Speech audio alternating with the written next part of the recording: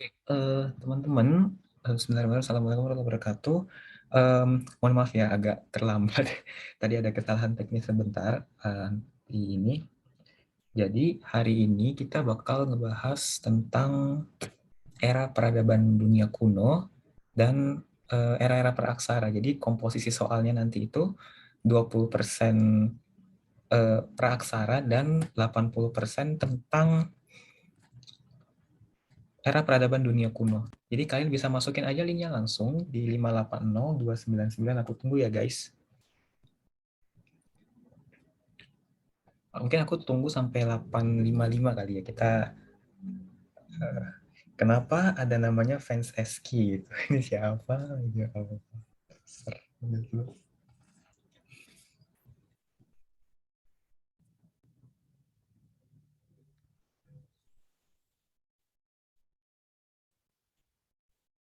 Soalnya gampang guys. Beneran deh, soalnya gampang. Aku nggak bohong.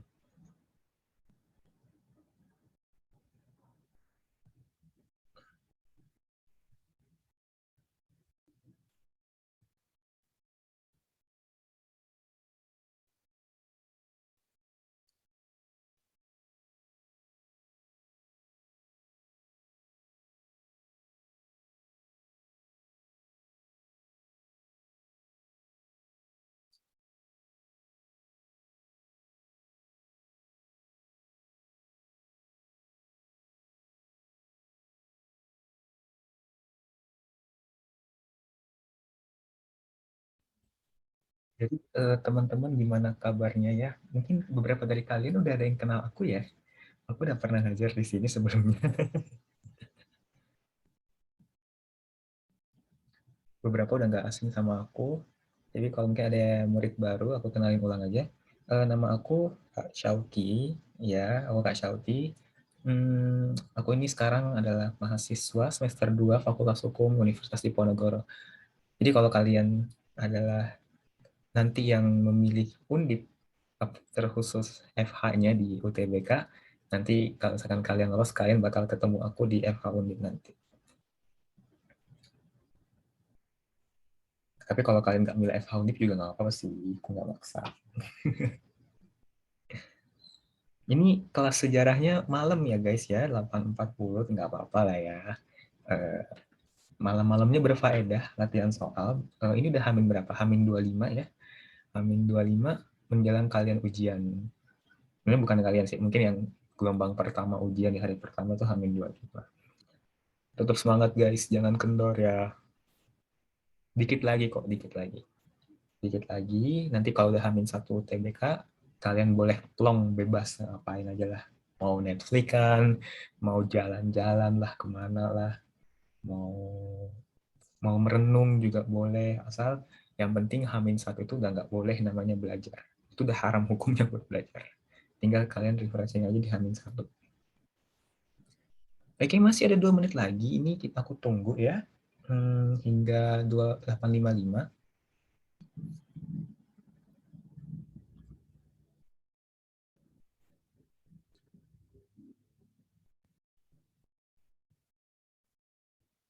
Jadi aku pengen lihat ini ada 23 partisipan. 21 lah hitungannya. Karena aku ada 2 device.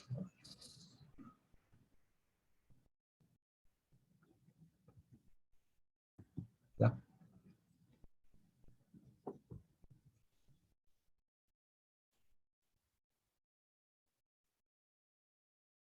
jadi nanti kalau kalian mau on mic boleh ya guys. Mau on mic, mau nanya di chat juga boleh. Itu hak kalian untuk bertanya. Nanya nggak apa-apa kok, nggak salah. Yang salah itu cowok, karena cowok selalu salah. Canda ya guys.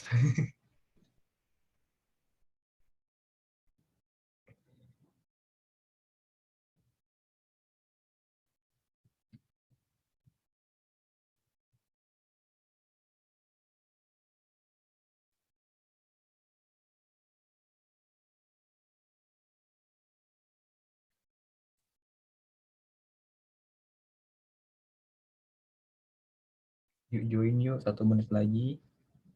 Ini harusnya ada 21, 20. Berarti masih ada 4 lagi yang belum join. Atau kalian nggak mau ikut kuisnya, kalian cuma mau lihat pembahasannya nggak apa-apa. Nanti di akhir-akhir ada pembahasannya kok. Dan aku jamin kalian sambil rebahan, sambil ngopi, gampang lah soalnya ini mah. Kalau kalian udah belajar mah satu gitu. Satu soal bisa 10 detik doang gitu. Very very easy. Oke, udah 8:55, mungkin kita mulai aja guys ya. Selamat bermain guys.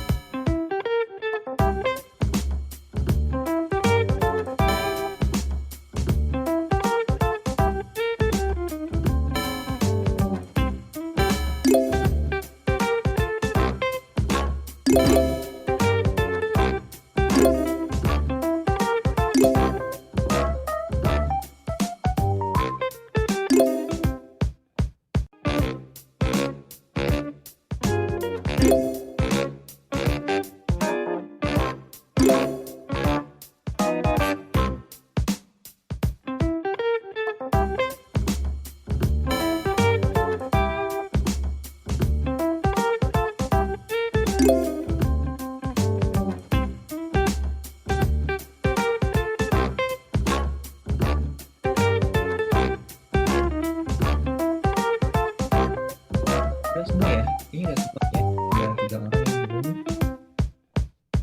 Ini di end aja kan? Oh, masih ada yang main, oke. Masih ada dua yang main. Ya, oke. Gampang kan?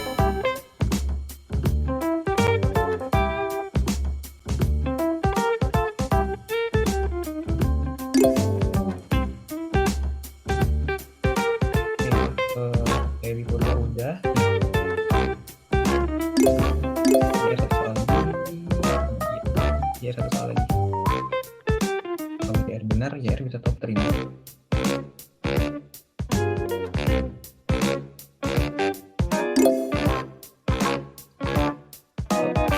Udah selesai semuanya. Wow, akurasinya 64% luar biasa berarti kalian emang udah jago. Oke. Yang jadi juara IPR, juara duanya Hai, dan juara satunya adalah Luflo. Oke. Gampang kan? Jadi gimana guys? Soalnya gampang kan? Gampang lah, masa enggak? Coba tulis di kolom chat. Soalnya susah. Yang mana yang susah Arya? Bukannya soalnya gampang.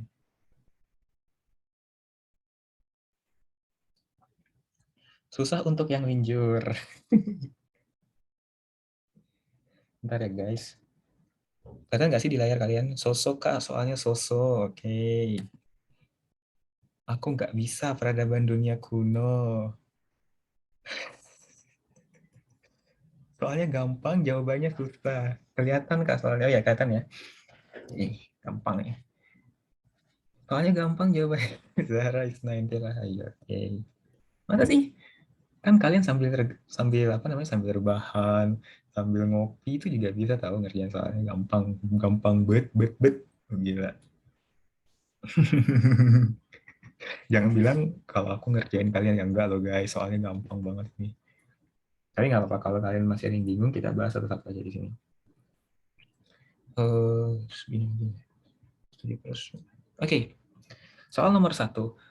Berikut ini adalah ciri-ciri kehidupan manusia pada masa Paleolitikum. Nah, kalian tahu kan apa itu eh, zaman Paleolitikum? Kalian udah tahu lah ya. Nah, di sini jawabannya adalah, tadi jawabannya apa guys?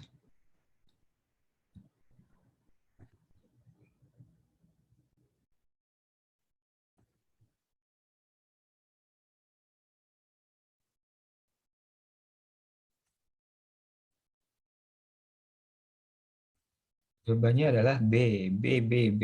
Nah, ini kalian bisa. Tadi katanya susah. Ya, jadi jawabannya itu adalah yang ini ya. Kan yang ditanyakan kecuali, berarti itu adalah yang B. Katakan dari kalian apa kekecilan? Enggak lah, enggak kekecilan ya. Jelas banget. Oke. Jadi, sebentar. Ini buat ini. Nah, jadi ini tentang soal nomor 1. Ciri-ciri zaman Paleotikum. Nah, kalian tahu sendiri kan, Paleolitikum itu adalah zaman pertama di zaman praaksara. Nah, ciri-cirinya apa sih di zaman ini? Pertama, manusia-manusia praaksaranya pada saat itu masih menggunakan yang namanya ini, food gathering. Jadi dia masih berburu ya, guys. Nah, kemudian alat-alat yang digunakan atau alat-alat yang dihasilkan itu dia masih kasar. Udah kasar dan dia tidak berbentuk sama sekali. Contohnya apa? Contohnya itu adalah kapak genggam.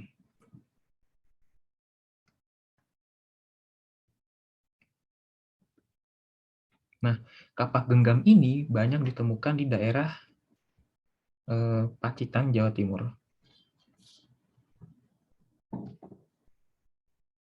Nah, kemudian manusia pendukungnya apa aja sih manusia-manusia yang ada di sana? Manusianya itu adalah yang spesies Meganthropus dan yang spesies Pithecanthropus. Jadi itulah cara menjawabnya nomor 1. Kunci jawabannya itu adalah yang B ya.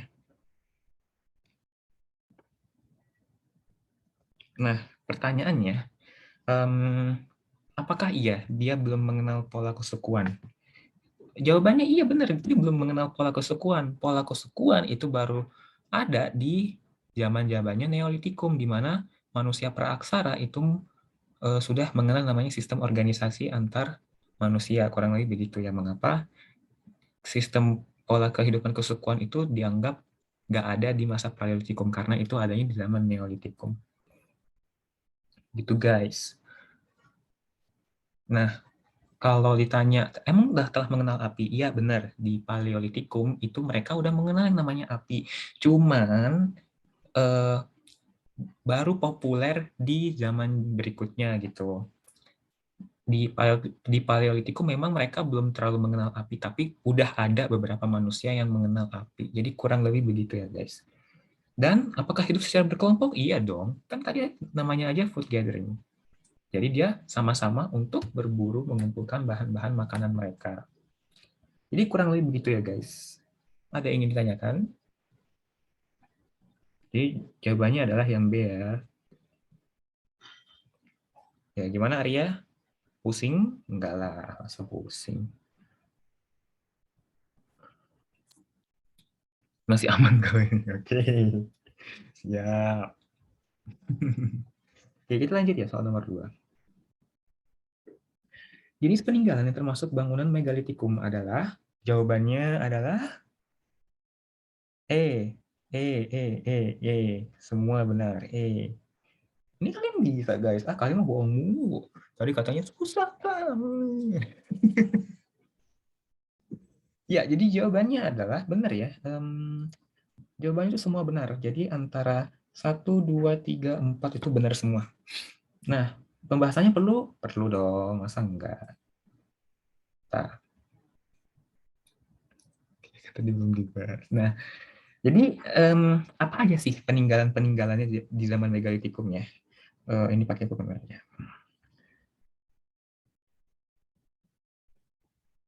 Peninggalan, kalian tahu kan megalitikum itu adalah zaman batu besar. Jadi banyak banget batuan-batuan ditemukan di sini. Nah, jadi apa aja sih? Pertama, ada yang namanya dolmen. Dolmen itu gunanya apa? Dolmen itu untuk menaruh sesajen.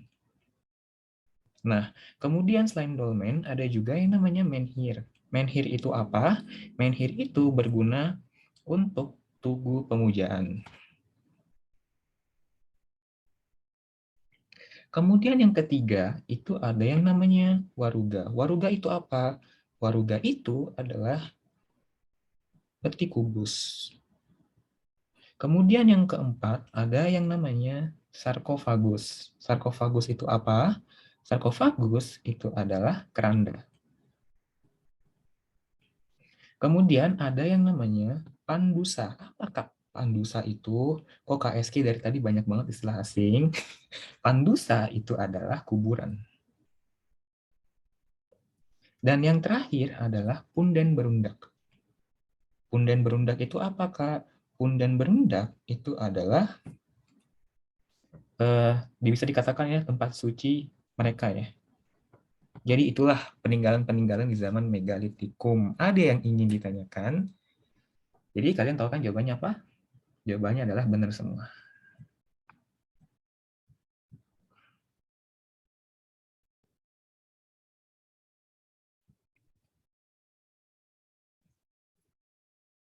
Benar? Apa dua soal udah pusing? Sudah berputar-putar? Aduh nih KSK sejarah kok banyak banget ya yang harus dihafal ya. Aduh KSK aku nggak bisa dia belajar sejarah. Dia aku pengen skip aja soal sejarah. Aku nggak minat sejarah. Emang kalian pikir aku senang dapat baik materi yang ini, guys? Enggak. Aku tuh juga nggak suka kebagian disuruh ngajar materi ini. Aku tuh nggak suka sebenarnya. Cuman aku tetap profesional dalam menjalankan tugas aku di sini. Bagaimana ditanyakan dulu? Nggak ada? Nggak ada ya, guys ya? Aman lah ya? Aman. Gila, Bang. Kalian nih calon-calon ini dah, apa namanya, nilainya 1000. Tara. Oh nggak mau, geser, cuy, geser, cuy.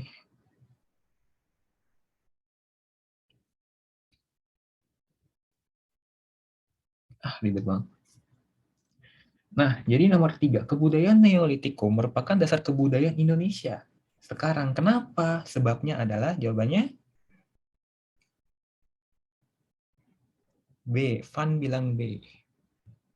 Ada yang bilang E. Kehidupan pun telah berubah dari food gathering menjadi food producing. C, Kak, salah baca. Jadi B atau C? Tata bilang E.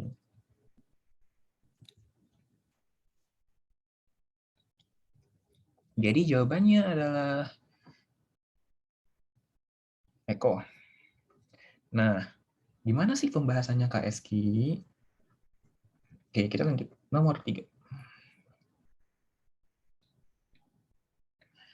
Ini berkaitan dengan zaman Neolitikum ya. Jadi apa aja sih ciri-cirinya zaman Neolitikum itu?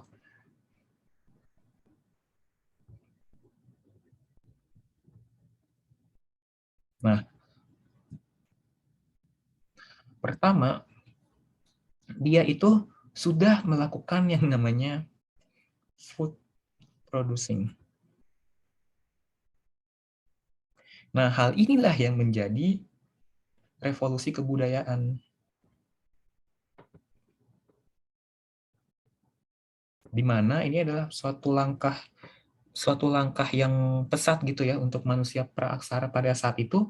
Mereka surprisingly gitu ya, secara tidak disangka-sangka mereka bisa memproduksi makanan mereka sendiri. Itu mempertandakan bahwa mereka benar-benar mengikuti perkembangan ilmu pengetahuan.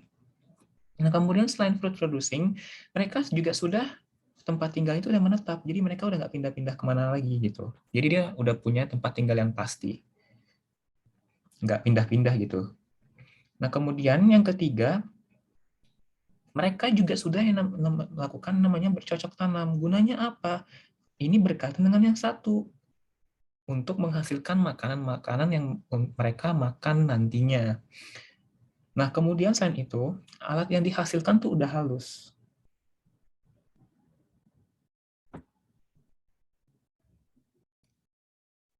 Nah, apa sih Kak contoh alatnya? Contoh alatnya itu Pertama, ada yang namanya kapak persegi.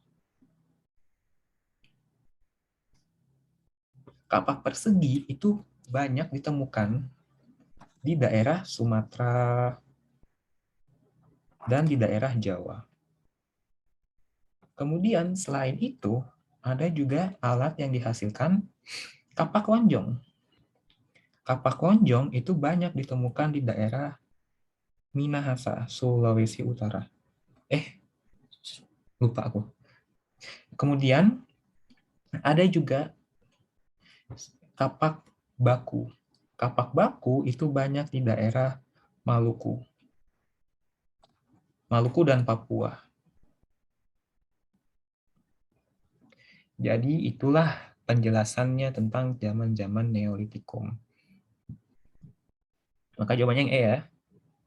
Ada yang ingin ditanyakan? Enggak Kak, pusing.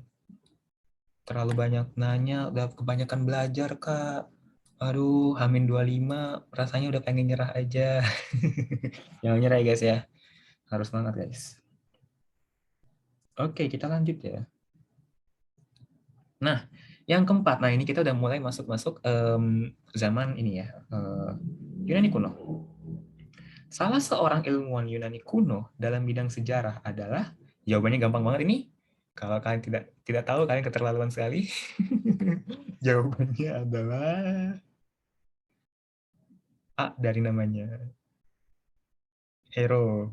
Iya, oke. Ya, jawabannya adalah Bapak Herodotus. Perlu jelasin nggak? Perlulah Kak Eski, masa nggak dijelasin? Gue GR banget ya. Padahal belum tentu kalian minta penjelasan gitu. Ini soal nomor 4 ya. Nah, jadi ini aku breakdown aja menurut opsinya ya. Jadi Herodotus itu adalah bapak sejarah.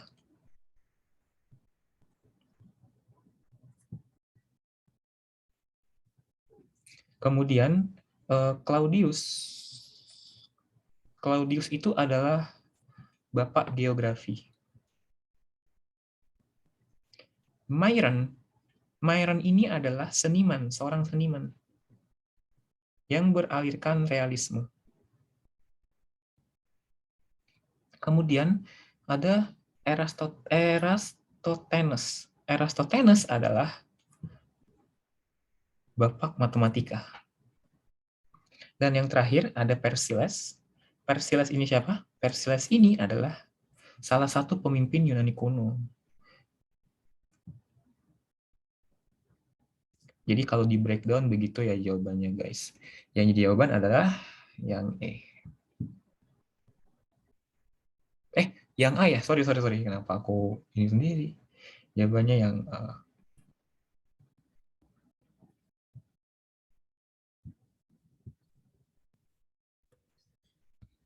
Gimana? Aman? Aman nggak? Aman lah, gampang gini soalnya. Tak ngerjain 10 detik juga langsung jadi gitu kan. Gampang guys, nggak apa-apa. Kita lanjut soal nomor 5. Nggak kelihatan ya? Oh ya maaf ya. Tak. Ini lagi. Dewa tertinggi bangsa Yunani kuno adalah, jawabannya nih.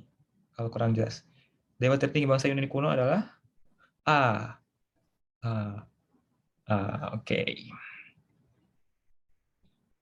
Ya, jadi jawabannya adalah Dewa Zeus. Nah, mengenai dewa ya, dewa tertinggi di Yunani kuno ya. Jadi ada beberapa tingkatan dewa ya dalam Yunani kuno itu.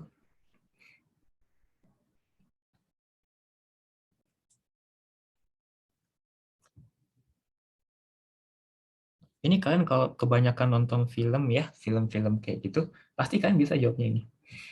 Pertama, itu adalah dewa Zeus. Zeus ini adalah dewa yang paling kuat atau dewa tertinggi. Nah, setelah Zeus, ada yang namanya Ares. Ares itu adalah dewi, dewi ya, dewi ilmu pengetahuan. Kenapa dewi? Karena dia jenis kelaminnya cewek. Kemudian yang ketiga, setelah Ares ada dewa Pallas Athena. Siapa ini? Oh, sorry, kebalik.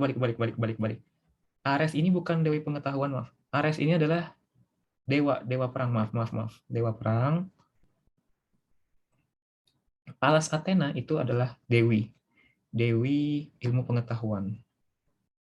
Maaf ya guys, tidak fokus. Nah, kemudian di bawahnya Pallas itu ada dewa Apollo.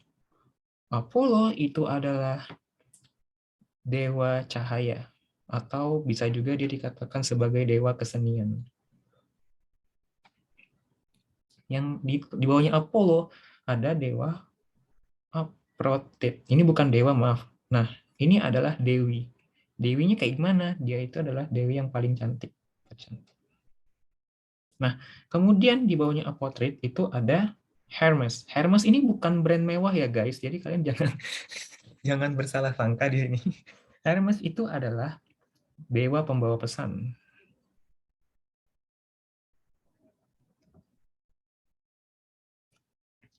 Nah, kemudian di bawahnya Hermes itu ada Poseidon. Poseidon itu apa? Kalian pasti nggak asing. Ini adalah dewa laut. Nah, kemudian yang paling bawah adalah Artemis. Artemis itu kayak gimana? Artemis itu adalah dewa perburuan. Jadi inilah tingkatan dewa yang ada di zaman Yunani kuno. Maka yang menjadi jawaban adalah tadi yang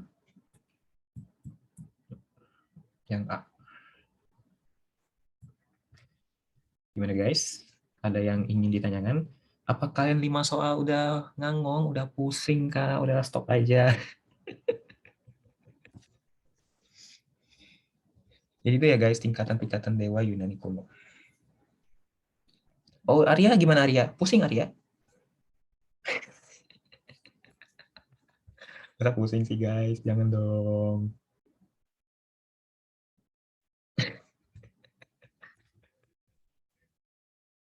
Hmm. Oke, kita lanjut ya. Nah, kemudian nomor 6, Vini Vidi Vici adalah slogan yang pernah diucapkan oleh, nah ini kalian tahu lah, Vini Vidi Vici adalah, kurang kelihatan ya. Jawabannya adalah Julius Caesar. B. Ya, jadi jawabannya adalah Julius Caesar.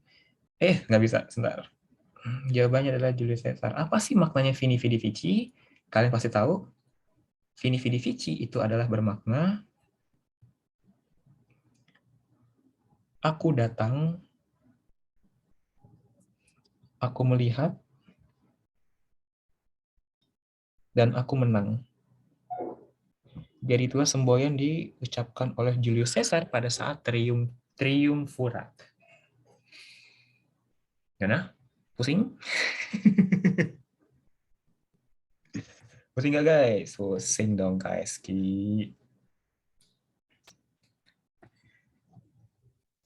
Pusing nggak? Pusing lah, masa enggak. Kita lanjut ya. Kita ngejar waktu aja biar kalian nggak terlalu malam juga. Nomor 7. Salah satu kodifikasi hukum tertua kodeks disusun oleh, jawabannya adalah Hammurabi. Arya jawab Hammurabi. Oke. Arya jawab B, Nebukadnezar. Oke. Jawabannya ini adalah aja deh. Oke, James ganti pilihan. Jawabannya adalah Hammurabi. Ya, kodifikasi hukum tertua itu adalah oleh Bapak Hammurabi. Nah, ini mungkin buat anak hukum nih ya, terutama aku ya. Jadi, waduh, ini bidangku banget. Sombong. Astagfirullahaladzim, tidak boleh KSG untuk sombong. Itu soal nomor 7 ya guys ya. Tentang kodifikasi hukum tertua ya, Undang-Undang Hammurabi. Kodifikasi hukum Hammurabi. Atau ini kalau di anak hukum kita nyebutnya Hammurabi Law. Nah, jadi ini kenapa sih Hammurabi Law itu? Nah, Hammurabi Law itu merupakan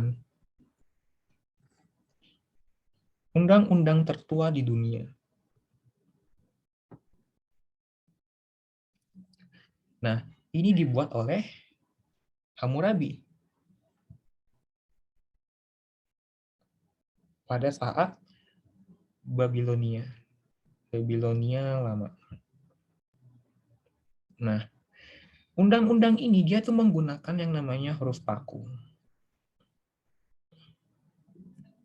Nanti kalian cari sendiri ya huruf pakunya pakai gimana.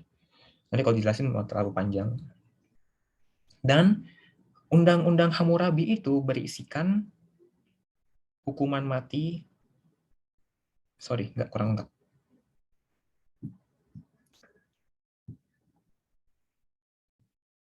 Hammurabi Law ya, Hammurabi Law itu lebih dominan tentang hukuman mati atas yang namanya kesalahan. Jadi ini kalau masalah mengenai kesalahan, mengenai pelanggaran, nanti kalian itu belajar di hukum pidana ya. Nanti kalau kalian kuliah hukum, nanti kalian akan belajar ini.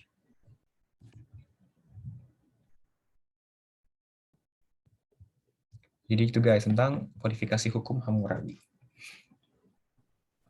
Gimana? Pusing Kak? Pusing nggak? Pusing lah, masa enggak? Malam-malam setengah 10 disuruh belajar. Oke, tadi jawabannya adalah, gimana sih? Jawabannya adalah ya. Jawabannya adalah Eko. Gimana? Nanti ini file aku akan kirim kok nanti. Tenang aja guys, bakal dikirim kok. Oke, kalau nggak ada yang ingin ditanyakan, kita lanjut soal nomor 8.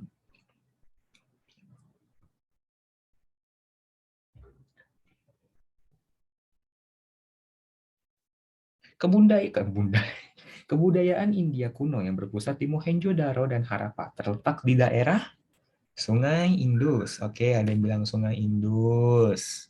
Siap. Jawabannya adalah Lembah Sungai Indus. Kalian bohong ya sama kakak ya. Kalian bilang tadi soalnya susah kak. Tahu-tahu kalian di pembahasan jawab bisa semua. Wah, bohong kalian. Canda ya guys. Mungkin yang apa namanya? Yang masih baru belajar mungkin belum terlalu paham ya. Tadi ada yang ngeluh anak linjur. Sabar ya guys, anak linjur. Nah, ini mengenai kebudayaan India kuno. Aku ragu ini nggak akan muat sih. Jadi kita tambah page baru aja. Oke, nomor 8.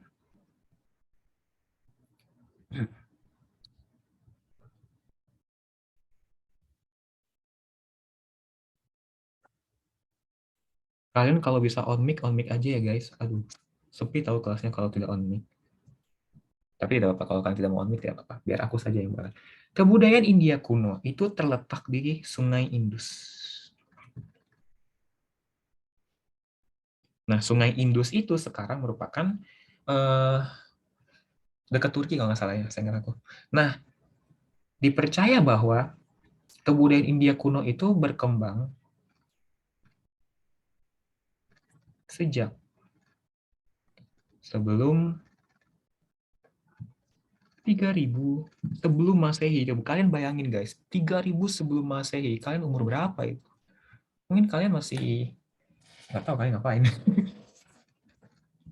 Nah, kemudian eh, di kebudayaan India kuno ini mereka tuh terkenal dengan tanahnya yang subur. Kenapa tanahnya subur? Karena mereka terletak di pinggir sungai, sehingga membuat tanahnya subur. Apa dampaknya dari tanah subur? Nah, nanti ini membuat pertanian dan peternakannya itu berkembang pesat.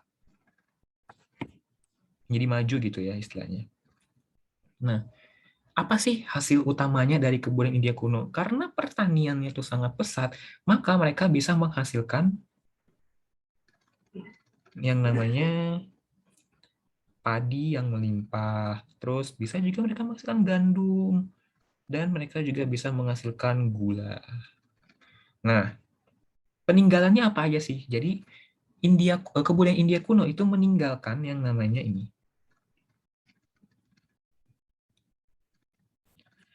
tata kota yang modern. Maksudnya modern gimana, Kak? Nah, sebentar, aku selesai nulis dulu. Jadi, kenapa bisa dikatakan tata kotanya itu modern? Karena pertama, eh, jadi mereka itu sudah memperhatikan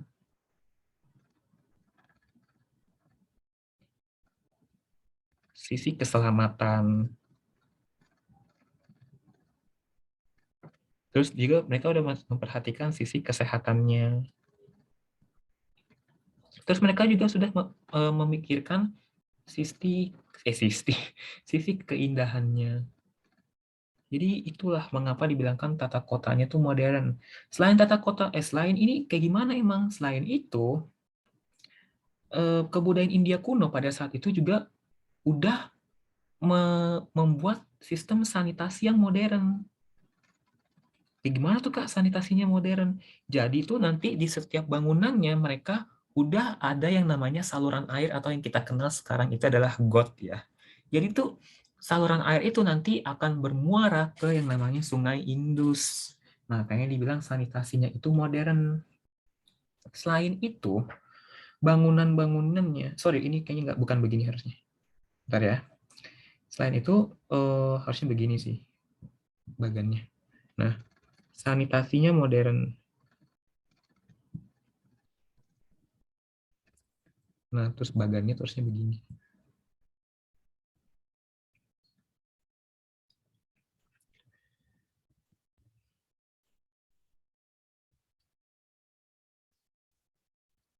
Selain itu, bangunan-bangunan yang dihasilkan itu terbuat dari tanah liat.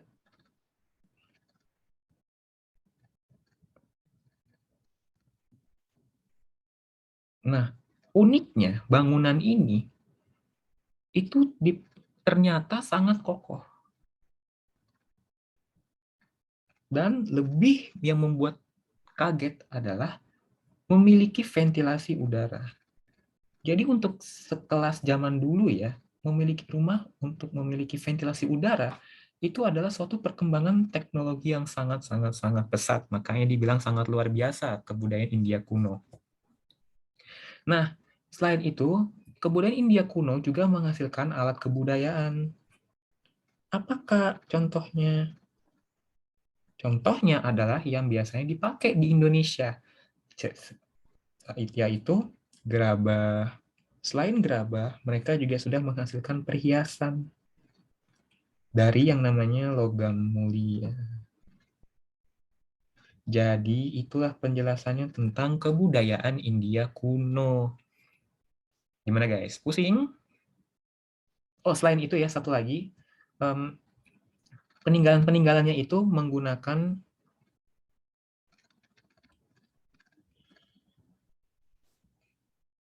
huruf ini, menggunakan huruf piktograf.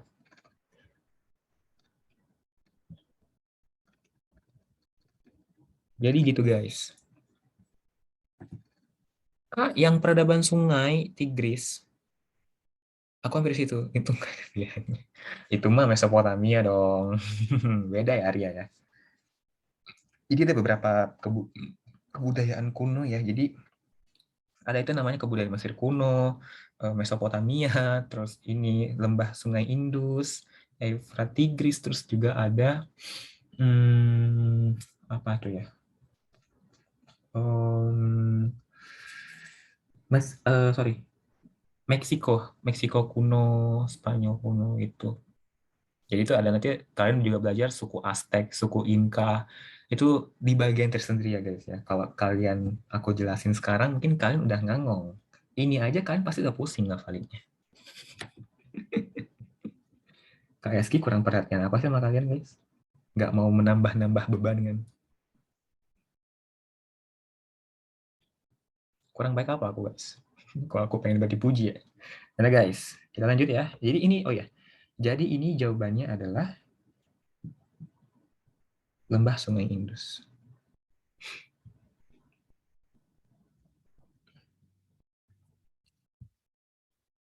Benar guys? Lanjut ya? Lanjutlah KSQ, kita harus belajar terus. Oke. Peninggalan peradaban Yunani dan Romawi kuno adalah sebagai berikut. Kecuali. Kecuali adalah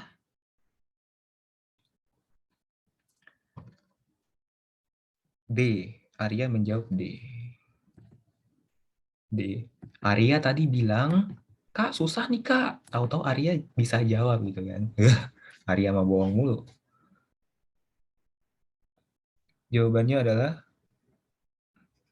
tadi. Jawabannya adalah bangunan Taman Gantung. Bangunan Taman Gantung itu dibuat oleh siapa? Ayo, dibuat oleh Nebukadnezar.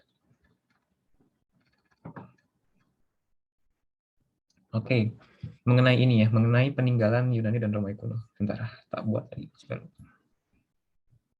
Itu soal nomor apa sih? Soal nomor 9.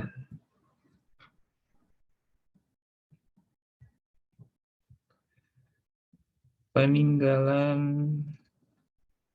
Yunani dan Romawi kuno. Ini digabung aja ya guys ya. Dan Romawi kuno. Pertama, mereka itu menghasilkan yang namanya para filsuf.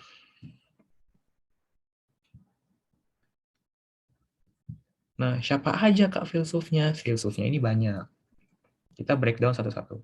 Pertama, ada yang namanya Bapak Socrates, yaitu adalah beliau menciptakan tentang logika. Kemudian, selain Socrates ada Plato. Plato ini adalah yang menciptakan sistem negara republik.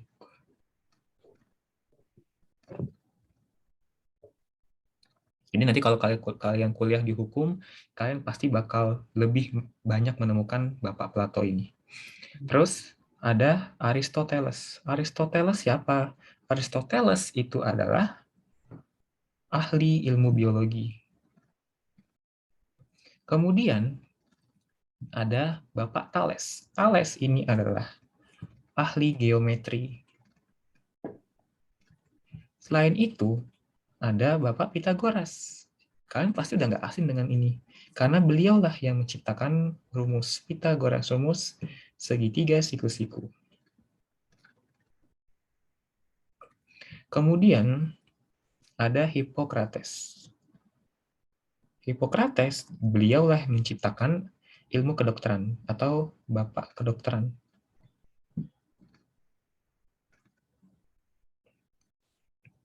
Selain itu ada Herodotus.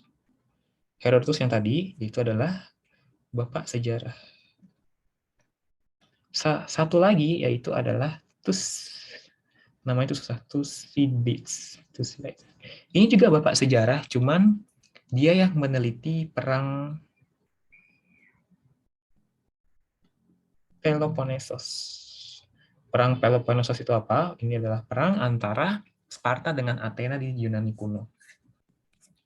Nah, selain filsuf, ada juga peninggalan karya-karya sastra.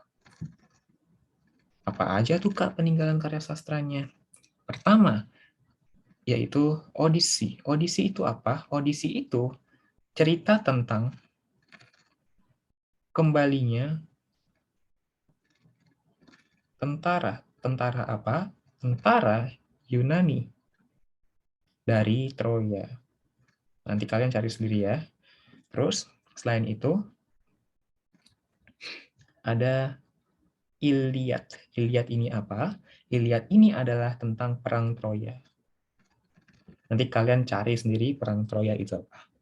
Nah, kemudian bidang olahraga, mereka ini menghasilkan yang namanya Olimpiade. Salah satu cabur yang dilombakan adalah maraton. Nah, selain itu, di bidang kesehatan,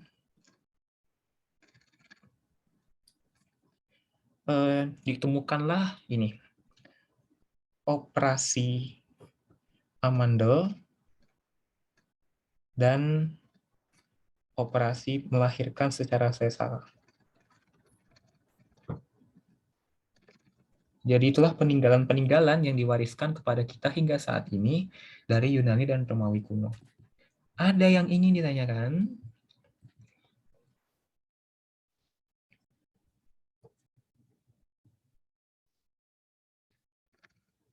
Jadi kalau nggak salah antara Socrates dan Plato ini juga mereka mengeluarkan kata-kata yang mendalam ya. Jadi ada itu yang dibilang manusia itu bisa mencapai kriteria pekerjaan yang sesuai apabila bekerja sesuai watak. Kurang lebih begitu. Itu perkataannya Socrates. Atau juga ada perkataannya manusia bisa membedakan antara baik dengan buruk, benar dan salah. Jadi kurang lebih begitu perkataan-perkataan para filsuf kita. Oh ya, mengenai filsuf ya, ini sedikit intermezzo aja. Kalian jangan mengira bahwa belajar tentang ini kalian bakal melenceng dari ajaran agama kalian gitu. Enggak, itu salah. Karena ini kan ilmu pengetahuan ya. Tanpa bapak, tanpa para ini, kalian tuh nggak akan berkembang ilmu pengetahuannya gitu. Coba kalau nggak ada Bapak Herodotus, kalian tuh pasti nggak akan belajar sejarah. Coba kalau nggak ada Bapak Aristoteles, kalian kan tuh nggak belajar ahli biologi. Kalau nggak ada Bapak Pitagoras, kalian tuh nggak bakal belajar yang namanya rumus segitiga siku-siku. Kalian mau ngitung segitiga siku-siku dengan cara yang susah, nggak kan? Jadi gitu ya guys, sedikit intermezzo aja. Oke, ini jawabannya adalah yang lupa aku lagi tadi. Jawabannya adalah delta.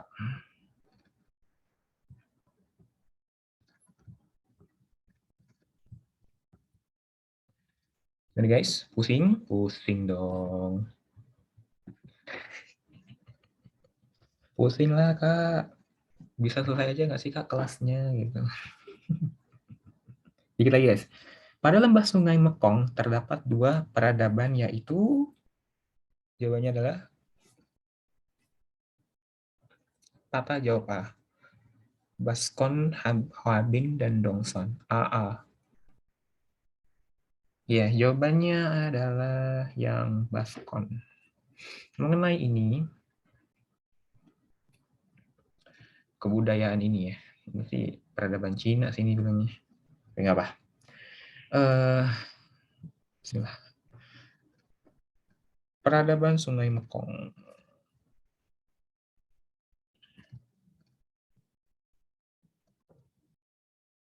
Ini bukan Cina sih, sebenarnya lebih tepatnya Asia Tenggara.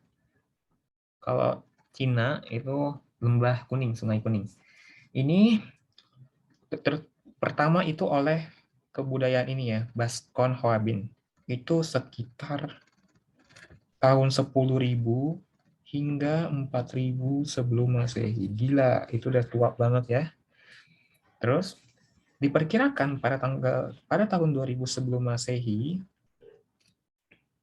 dia itu udah menyebar ke Indo. Udah mulai masuk ke Indonesia. Kebudayaan dari Baskon gimana? Kebudayaannya itu sorry, peninggalannya itu berupa kapak pebble. Kapak pebble ini dipercaya bisa kayak di customize gitu loh guys. Kalau bahasa kerennya mah. Jadi bisa di custom custom gitu sesuai keinginan. Itu yang dinamakan kapak pebble. Nah, selain itu ada kebudayaan Dongson. Kebudayaan Dongson itu diperkirakan masuk pada saat zaman perunggu. Nah, Dongson dipercaya mulai masuk ke Indonesia pada tahun 500 sebelum Masehi. Itu. Nah, Dongson itu meninggalkan yang namanya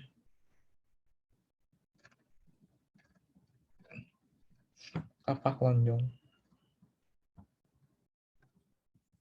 Nah, oh ya, satu lagi. Enggak satu lagi. Antara Baskon dan Hobin dengan kebudayaan Dongson, manusia-manusia mereka itu menghasilkan yang namanya ini.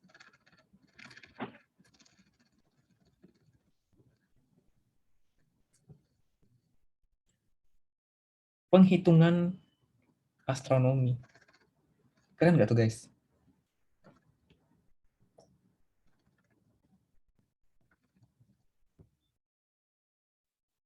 Nah, penghitungan astronomi ini buat apa? Jadi mereka kan berlayar ya. Nah, mereka itu menggunakan yang namanya sistem astronomi ini sebagai penunjuk jalan mereka di lautan. Nah, oh sorry. Kemudian manusia itu mereka sudah menganut dua kepercayaannya, menganut animisme dan dinamisme.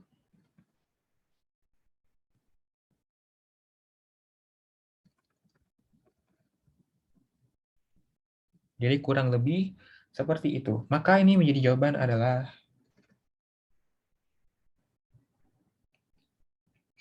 yang gimana guys? Pusing? Pusing nggak? Pusing lah, masa enggak? Dari tadi aku nggak on cam ya. Ya Allah, astagfirullahalazim. Baru sadar hamba tidak on cam. Bentar. Ya Allah, baru sadar loh. Mana ya? Backgroundnya mana backgroundnya ini ya?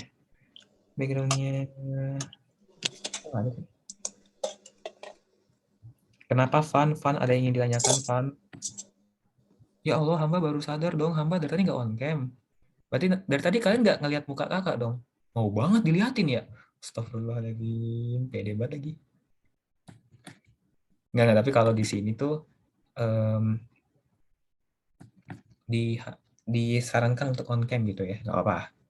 Ini biar kalian kenal kakak juga ya. Nah, tuh wajah kakak gimana? Jelek? Jelek lah, masa enggak? Ya Allah, baru sadar dong, ternyata dari tadi nggak on cam, ya Allah. Yaudah, lanjut. Nah, kita lanjut ke nomor 11 ya? Oh iya, nomor 11. Ini mah langsung aja. Raja yang berhasil membuat taman gantung tertua di dunia, tadi udah dibahas adalah, jawabannya, jawabannya adalah Nebukadnezar, benar ya? Tadi kan udah dibahas. Ini kita breakdown aja opsinya. Kalau yang ditanyakan Hammurabi, tadi itu dia menghasilkan kodifikasi hukum. Oke. Terus Sargon itu membentuk negara multi etnis di zaman Akkadia. Asurbanipal bagaimana? Asurbanipal itu meninggalkan dokumen huruf cuneiform. Nah, Ramses itu dipercaya adalah Firaun terkuat di Mesir kuno. Jadi kurang lebih begitu, guys. Karena pusing-pusing dong. Dari tadi aku ngomong sendiri, ngoceh sendiri, nanya sendiri, jawab sendiri. Ya Allah. Udah gila kali ke SK ya guys ya. Mulai ngangong aku. Jangan dong Arya, harus semangat ya. Nah, nomor 12. Raja Romawi yang terkenal kejam dan menyiksa orang-orang Kristen adalah, jawabannya,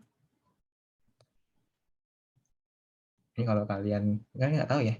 Jawabannya D, yang 4. Oke. Jawabannya benar ya. Yang jawabannya itu adalah yang D. Oke, ini ya mungkin perlu dibahas dikit aja. Benar. Itu nomor berapa, guys? Nomor 12 ya. Nah, guys. Ini bisa sih. Iya benar. Di sini. Untuk nomor 12. Nah, jadi ada beberapa tokoh ya di zaman Kekaisaran Romawi kuno itu.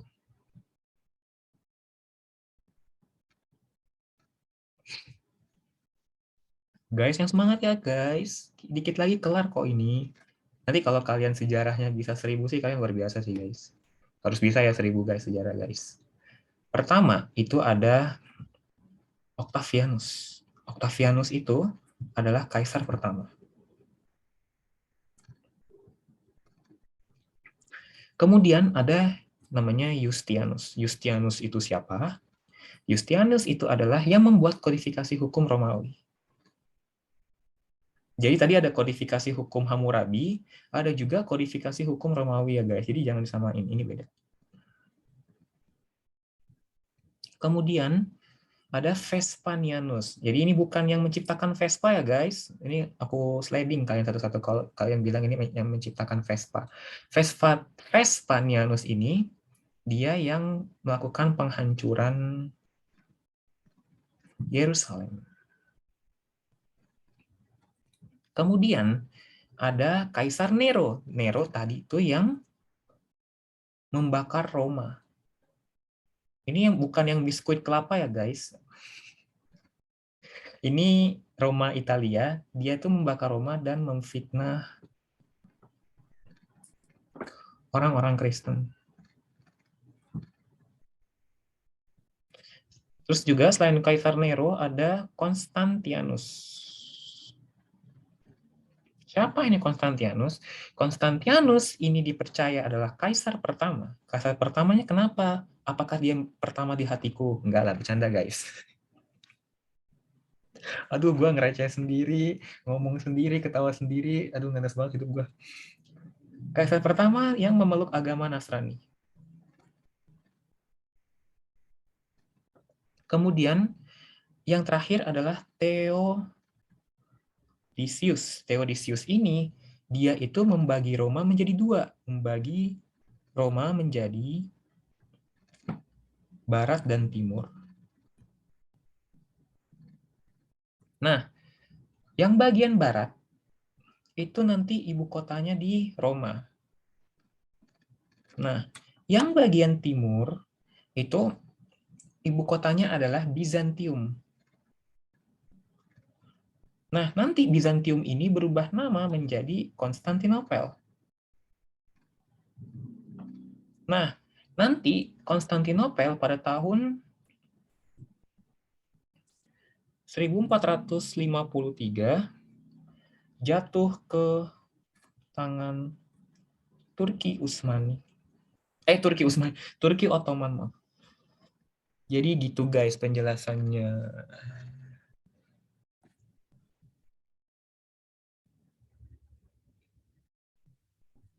Gimana guys? Semakin nganggung guys. Jadi ini adalah jawabannya. Jawabannya apa guys tadi guys? Aku lupa guys. 4 ya, hanya 4. Salah. Guys, nanti aku harap kalian nggak kesiangan ya sahurnya gara-gara kelas KSD terlalu malam. Mana guys, pusing? Pusing, aduh sejarah menyebalkan, banyak banget hafalan, pusing, belum lagi belajar ekonomi, sosiologi, geografi, apalagi geografi, banyak banget hafalannya, mempelajari batuan lah, tanah lah, pusing ya guys ya, nggak apa-apa, itu adalah esensinya dari UTBK, tidak apa-apa. Jadi harus semangat ya guys ya, kayak gini loh, misalkan nih, misalkan kalian para cowok berusaha untuk mengejar doi kalian gitu. Kalian ini semangat mengejar doi kalian.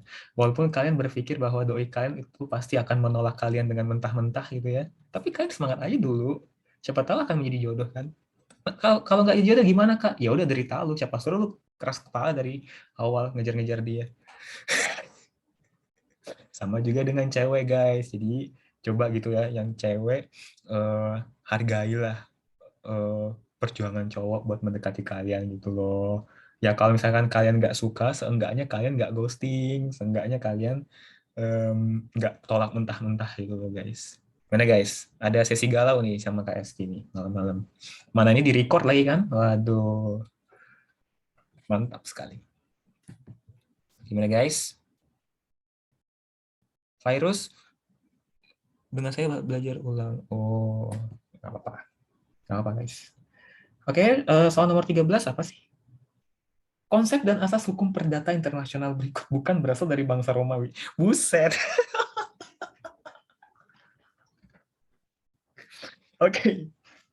Maaf ya guys, aku masukin soal ini ternyata. Ini tuh harusnya soal kuliah sih. Iya, ya langsung aja jawabannya. Mungkin kalian pada nggak tahu. Jawabannya adalah occupation. Ini soal kuliah sih. Ini tuh masuknya mata kuliah hukum perdata hukum internasional sih. Tapi kok aku masukin ke sini ya? Nggak apa-apa. Ini soal jackpot guys, nggak apa ya. Jadi ini berkaitan dengan yang namanya ini kodifikasi hukum Romawi kuno ini. Ini secara nggak langsung meracuni kalian untuk masuk hukum ya guys ya. Nggak. Kalau kalian nggak mau masuk hukum juga nggak apa-apa. Nah, ini oleh siapa? Oleh yang tadi, Bapak Yustianus. Nah, kenapa bisa terjadi kodifikasi hukum ini? Berkat ada yang namanya ini, istilah corpus corpus juris civilis. Nah, nanti ini kalian pengertiannya cari aja di Google banyak. Nah, jadi berkat corpus juris civilis ini menghasilkan 4 asas dalam hukum perdata internasional. Apa aja? Pertama adalah Pacta sunt servanda. Pengertiannya kalian bisa cari di buku KUH Perdata pasal 1338 ayat 1 KUH Perdata atau KUH BW. Aduh, ya. Nanti kalian cari aja pengertiannya Pacta sunt servanda. Terus ada servitude. Servitude itu berkaitan dengan pekarangan. Jadi tentang hak tanah, pekarangan di rumah kalian, itu asasnya ada di asas servitude. Kemudian ada yang namanya bona fides. Bona fides itu bukan bakso ya guys. Aku sliding kan kalau nilainya ini adalah bakso. Bona fides itu adalah perjanjian suci dengan dia. Enggak, perjanjian beritikat baik. Jadi ini ya guys, ini sekalian kelas hukum ini. Terus ada satunya adalah mediation. Mediation ini adalah mediasi. Gitu guys. Jadi jawabannya adalah yang occupation ya, karena occupation itu bukan asas hukum perdata internasional. Gimana guys? Pusing nggak belajar hukum?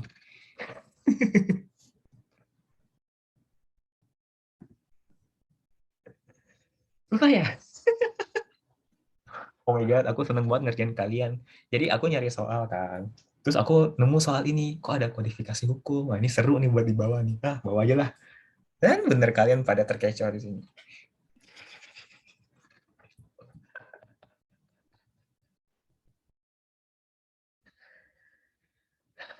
Ya gimana guys? Apa masih mau dilanjut? Ini masih ada 2 soal. Masih lanjut nggak?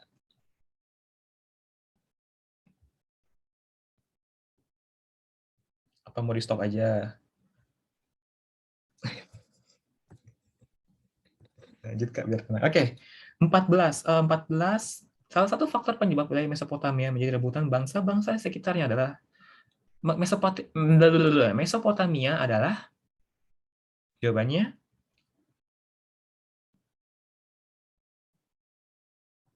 D.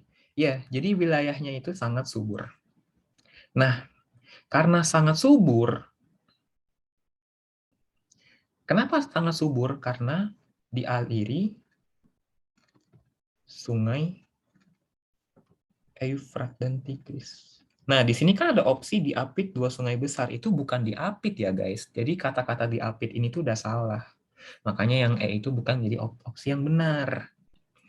Nah, karena subur dialir sungai Eufrat dan Tigris, maka ada beberapa bangsa pada saat itu yang eh, berebutan untuk menguasai wilayah ini. Apa aja bangsanya? Bangsanya itu ada bangsa Sumeria, ada bangsa Khaldia, ada bangsa Persia, dan bangsa-bangsa lainnya yang ada di Mesopotamia kuno. Ini direbutkan oleh bangsa-bangsa ini. Direbutkan. Jadi masalah rebutan tuh bukan masalah rebutan doi doang ya guys. Wilayah aja bisa direbutkan gitu. Jadi nanti kalau misalkan yang cewek, kalian sahabatan gitu ya, terus kalian punya doi yang sama, ya jangan berantem kalau misalkan doi kalian tidak memilih kalian. Ada yang pengalaman nggak sih guys kayak gitu? Nggak lucu ya guys ya. Udah, kita lanjut aja. Patung singa berkepala insan peninggalan Mesir kuno dinamakan adalah, ini nggak usah dijelasin, jawabannya adalah Sphinx. Oke, selesai sudah soalnya hari ini. Gimana guys? Pusing nggak? Pusing dong, masa enggak?